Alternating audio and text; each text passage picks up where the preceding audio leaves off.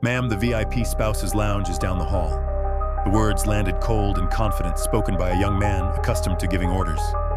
Standing in front of him was a blonde woman in a blue civilian top, out of place in a command center, where everyone else wore a uniform. She did not react immediately. Her eyes remained fixed on the operations map, dense with data and shifting markers. Then she turned, slowly raised her identification card, and stated simply that she had access to this area. The officer glanced at the card without bothering to read it carefully.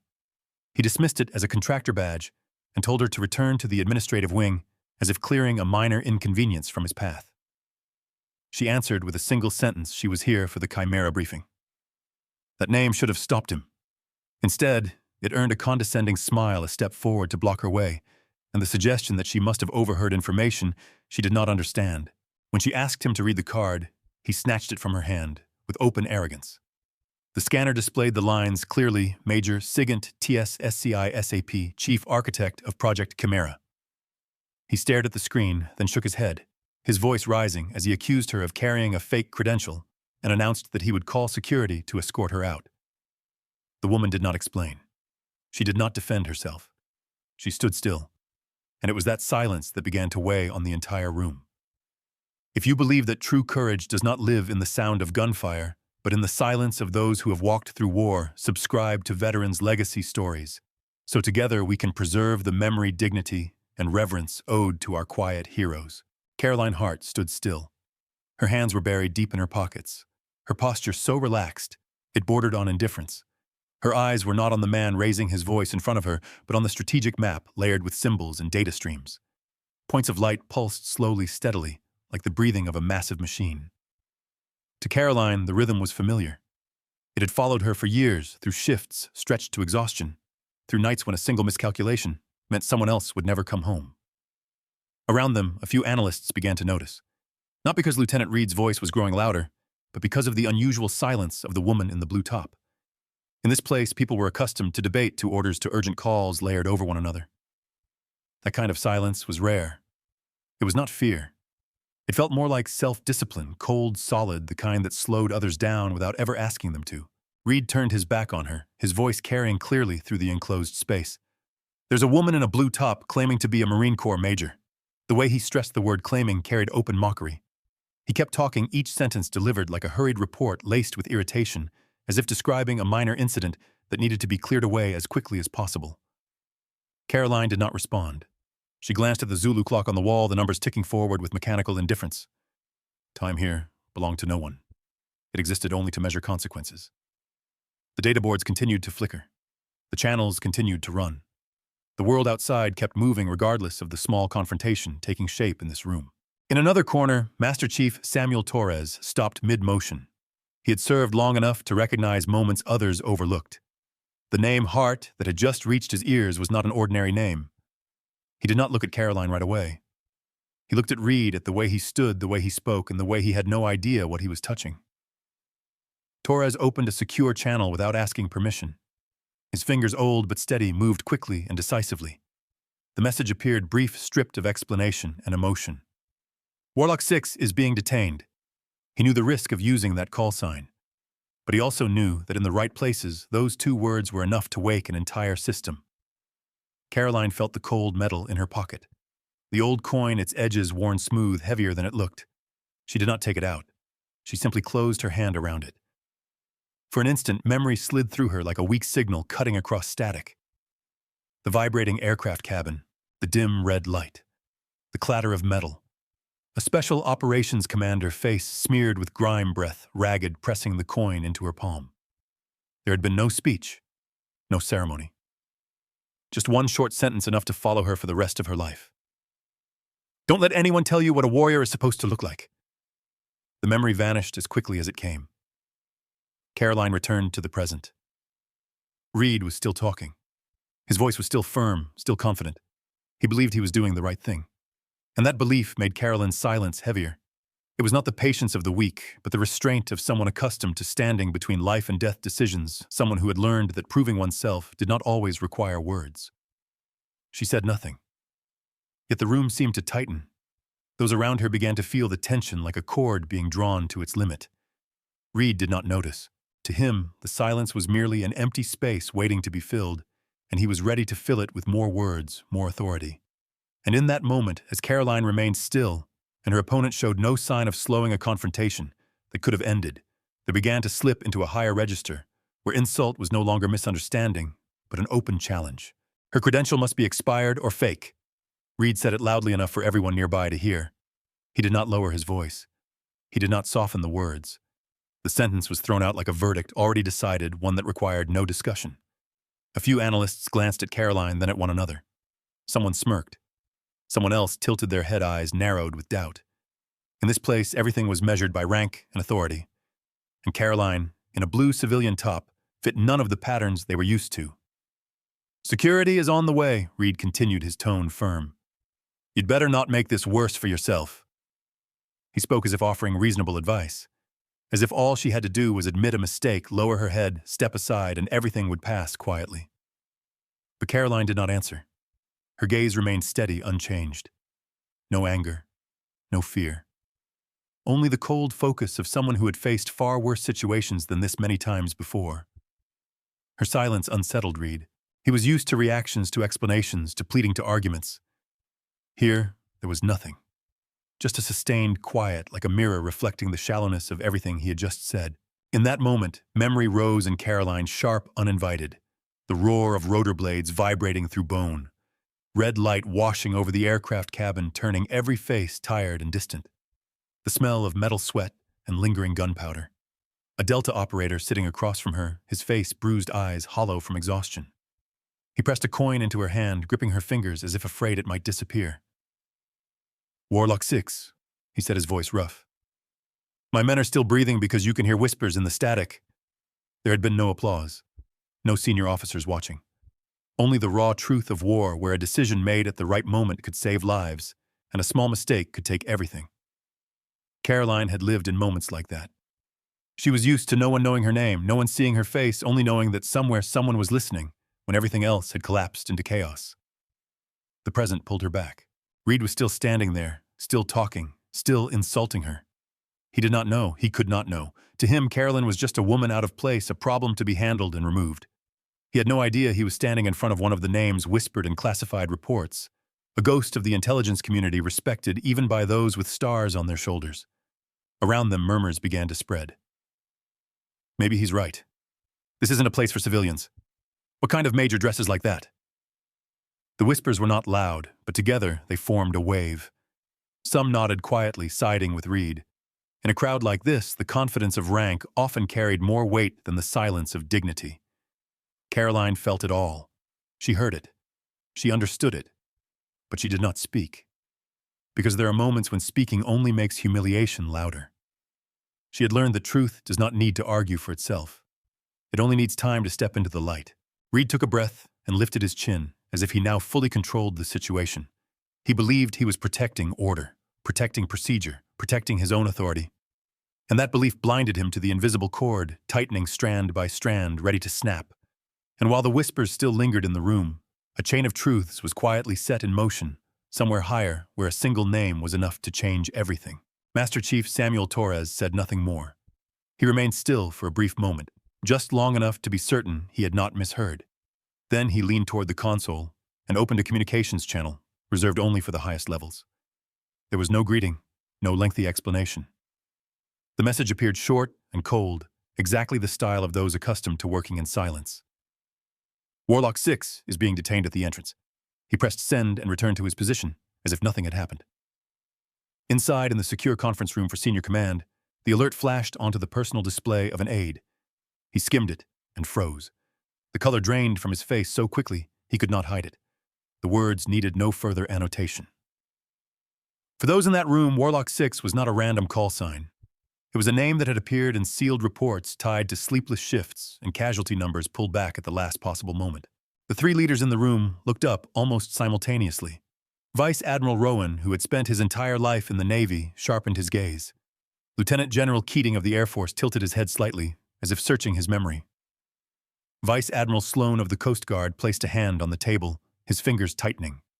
No one voiced their thoughts, but the silence was enough for all of them to understand this was not a false alarm. "Sir," The aide spoke, his voice clearly trembling. "That's Major Caroline Hart." The name was spoken slowly, heavily. General Keating drew a deep breath. Rowan gave a slight nod, as if a final piece had just fallen into place. Sloan asked no further questions. He reached out and tapped the screen, calling up the security feed from the operations floor. The image came into view, clear and unmistakable. Lieutenant Reed stood facing Caroline, his voice tight, and raised his hand, pointing at her. Caroline stood still. Blue top, hands in her pockets, her face unreadable. The three commanders watched for only a few seconds, but to them, each second felt long. They did not need sound to understand what was happening. The contrast between the man shouting and the woman standing silent told the entire story. "He's detaining her," Keating said quietly, his voice edged with disbelief and restrained anger. Rowan did not respond. He stood. The chair behind him shifted slightly. Sloan rose immediately after. No one issued a spoken order. They exchanged a single look, brief, decisive enough to confirm a shared decision. This was no longer an administrative matter. It was a serious failure unfolding at the very center of power. The aide swallowed hard. "Sir." "Should we go?" Rowan said. "One word. Low final." The conference room door opened. The three commanders stepped out, neither hurried nor slow. On the operations floor, no one knew what was coming. Analysts continued their work. Reed still believed he was in control of the situation. Carolyn still stood there silent as she had been from the beginning. Only a vague sensation began to spread, as if the air itself had thickened. A few heads lifted without knowing why. There was no announcement, no warning, only the sense that something larger was approaching. Torres looked toward the entrance, his gaze fixed. He did not smile. He did not tense. To him, this was simply the moment when truth began to find its own path. And as the footsteps from within drew closer, the balance of power prepared to turn, pulling every eye toward a single point where silence was about to be answered with honor. The inner doors opened, and the entire room seemed to change its breathing. Those who were seated rose instinctively, a reflex etched deep into muscle memory. Those already standing straightened further. No orders were needed. No explanations given. Three admirals entered together, their presence alone enough to strip away every unnecessary movement. Lieutenant Reed stood frozen. His eyes swept over each rank insignia, each familiar face from inspections and high-level briefings. His mind could not keep up. Every assumption he had built moments earlier began to collapse, though he still did not understand why. The three commanders did not look at him. They walked straight past Reed, past the curious stares, past throats gone dry with tension. They moved directly toward the woman in the blue top who had stood still from the very beginning. Caroline Hart did not change her posture. She lifted her chin slightly, her expression calm as if greeting an outcome she had already foreseen. Then all three raised their hands in salute together. No hesitation, no delay, no formality for show. It was the salute reserved for an equal or for someone whose value rose beyond ordinary rank. Their hands stopped at regulation position, crisp, deliberate, and filled with respect. Major Hart Vice Admiral Rowan spoke, his voice low and clear. "Our apologies for the delay. We are ready for your briefing." A wave of silence swept through the room.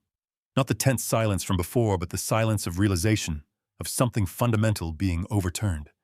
Those closest began to whisper, first in fragments, then quickly collapsing into a single word, repeated under breath, Warlock 6. The name spread like an electric current, striking the memories of those who had read sealed reports, who had heard stories spoken only in secured corridors. Reed felt his legs weaken. The color drained from his face before he could hide it. The sounds around him seemed to recede into distance. He looked at Caroline, then at the three admirals, then back at Caroline. The woman he had just dismissed as a nuisance now stood at the center of a small but heavy moment of history. He swallowed hard, his throat dry and burning. Vice Admiral Rowan finally turned to Reed. There was no shout, no burst of anger. Just a look held a second longer than necessary. It was not cold, it was weighted with disappointment. The kind that cuts deeper. Reed lowered his head instinctively, like a trainee realizing he had made an unforgivable mistake. He did not dare breathe loudly. He did not dare move. Caroline remained silent. She did not savor the moment. She showed no trace of triumph. For her recognition did not come from salutes or whispers. It came from the simple fact that truth had finally taken its proper place. She met Rowan's gaze and gave a slight nod. Nothing more was needed. Around them, those who witnessed the moment began to understand they had just seen something rare, real value, restored to its rightful place in plain view. Assumptions had been torn apart. Hasty judgments overturned. No one spoke it aloud, but many felt a quiet shame rise within them. Reed stood there, smaller than he had ever felt. He realized that in a matter of minutes, he had confronted a history he never knew existed, and that history did not need to shout to prove it was real. And as the room still lingered in the aftershock of that recognition, the truth prepared to be spoken officially this time in words that left no room for doubt. "All attention, please." The aide's voice rang out, clear-controlled, leaving no room for distraction. He stepped forward, half a pace, stood straight, and swept his gaze across the room that had fallen completely silent. "This is Major Caroline Hart, United States Marine Corps Reserve. She is the chief architect of Project Chimera." A heavy pause settled over the room. Not the silence of doubt, but the silence that comes when what has just been heard exceeds one's immediate ability to process it. The aide continued, his voice even and firm, each sentence striking like a measured blow against the listener's assumptions. During 2 deployments to Afghanistan, Major Hart served as the lead signals intelligence officer for a joint task force. Her real-time analysis directly saved the lives of 14 special operations personnel. Her work led to the capture of 3 senior enemy leaders, effectively crippling the command network in the region. Someone swallowed hard. Someone else lowered their head without realizing it. Eyes that moments earlier had held skepticism now shifted to disbelief. The faint smirks from before vanished, replaced by an uneasy emptiness. The aide paused for a beat, then delivered the final line, slow, deliberate. For these actions, she was awarded the Bronze Star with valor. This time, the silence was no longer merely heavy. It carried the weight of shame. A few people looked down at their own hands, as if realizing those same hands had pointed, scoffed, or turned away from someone worthy of respect. Others stood frozen, trying to reconcile the woman in the blue top before them with the lines they had once read in classified reports. Lieutenant Reed felt the world slow around him. A ringing filled his ears. Every word just spoken struck him head-on with no path of escape. He nearly buckled, forcing himself to stay upright. His eyes darted between Caroline and the 3 admirals as if searching for an exit that did not exist. The words he had thrown out only minutes earlier now returned one by one, pressing heavily against his chest. Vice Admiral Rowan stepped forward, his voice low and precise, needing no volume. "She is a national asset." He paused, letting the statement settle. "And you treated her like a trespasser." There was no fury in his tone, only the cold confirmation of an irreversible truth. Lieutenant General Keating gave a slight nod and added, "Project Chimera exists because of her intellect and her persistence. Not everyone is invited to stand here today." Vice Admiral Sloan said nothing. He looked at Reed, then at Caroline, his gaze capturing the stark contrast between a youthful mistake and a legacy built in silence. Caroline still had not spoken. She stood there listening, as if what had just been announced were not about her, but about a mission already completed. When the aide finished, when the murmurs finally faded, Rowan turned to her. "Major Hart," he said. His tone softened. "We invite you to begin the briefing." Caroline looked around once. Faces that had seemed distant moments earlier were now cautious. Eyes that had skimmed past her no longer dared to meet hers. She drew a quiet breath and nodded. That was the only gesture she offered the moment. No pride, no triumph, only readiness to continue the work. In that room, the truth had arrived where it belonged. It needed no argument, no defense. It stood firmly on its own weight, leaving behind cheap assumptions and hasty judgments. And when the truth had been set in its rightful place, Caroline chose not to wield it as punishment, but to offer a lesson in dignity to those who had just witnessed it. Reed opened his mouth to say something. His lips moved, but no sound came out. Caroline's gaze rested on him, not harsh, not judgmental, just a look deep enough for him to understand that any excuse now would be meaningless. His throat tightened. He swallowed and instinctively straightened his posture, though his shoulders still felt unbearably heavy. Caroline spoke, her voice calm and clear, carrying easily to everyone in the room. Lieutenant Reed's instinct to verify was correct. She paused for a beat. His only mistake was failing to apply that standard fairly. The words landed like a clean cut. No drama, no embellishment. The room went completely still. Those who had just witnessed a career on the brink of collapse realized she had pulled Reed back from that edge not with authority, but with a higher moral standard. Reed stood stunned.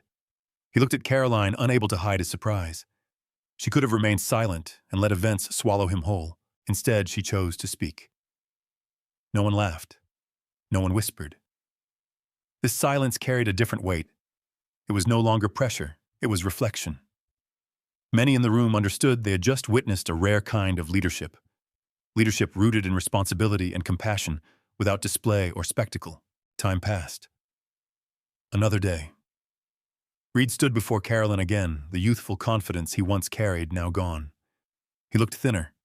His eyes no longer met hers directly. "Ma'am. Major, I came to apologize." His voice did not shake, but it was heavy. "What I did is inexcusable. I've thought about it every day." Caroline studied him, then gestured to the chair across from her. "Sit down, Lieutenant." The words were gentle, not a command. Reed sat his back straight, hands resting on his knees. He waited for judgment. What he did not expect was guidance. "Your career isn't over," Caroline said. "But it's different now, and different isn't always bad." She looked him directly in the eyes. "Read the credential, not the cover. The person in front of you always has a story. Your job is to let standards guide you, not bias." Reed lowered his head. "I understand. I will change." It was not a grand promise, just a small one but sincere. Caroline nodded. She offered no further advice. She understood that the most important lessons do not need repetition. They need to be lived. Reed stood, saluted her by the book. This time the salute was no reflex. It was respect. When Reed left, Carolyn remained in the familiar quiet. She did not see herself as granting mercy.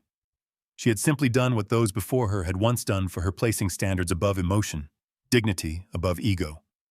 That is how values are passed on, not through speeches, but through timely action. Those who witnessed the exchange carried it with them in different ways. Some walked away in silence thinking. Others reminded themselves to look more carefully next time. The lesson was not posted on a wall. It traveled with them quietly. And from that lesson, delivered with calm resolve, the consequences began to spread slowly but steadily, forming a legacy that no one could turn away from. Change did not arrive with applause. It came through dry lines of text and training systems, through revised procedures, and through the way people treated one another afterward. A few weeks after the incident, a new module was issued across the unit. Its name was Brief Unadorned Reed Protocol. Its content was just as direct. Verify information before judgment. Apply the same standard to everyone. Read the credential before judging the cover. No one needed an explanation for why the module existed. Everyone understood. Reed was reassigned to a lower profile position, no longer stationed where he was easily seen, no longer the one blocking passage. The work was repetitive and unglamorous, but it forced him to examine every detail, every line of information. He worked more slowly, more carefully. Those around him noticed the change, not because he spoke more, but because he spoke less. When he met someone, he read closely. When he doubted, he verified. When faced with the easiest choice to judge, he stopped. His career did not disappear. It was reset to the proper place to relearn the most basic lesson: humility. Caroline continued her work as if nothing extraordinary had happened. She accepted no new titles. She did not appear at ceremonies. The Admirals regarded her with a quiet respect, the kind reserved for those who understand the power of silence. When she entered meetings, no introduction was needed.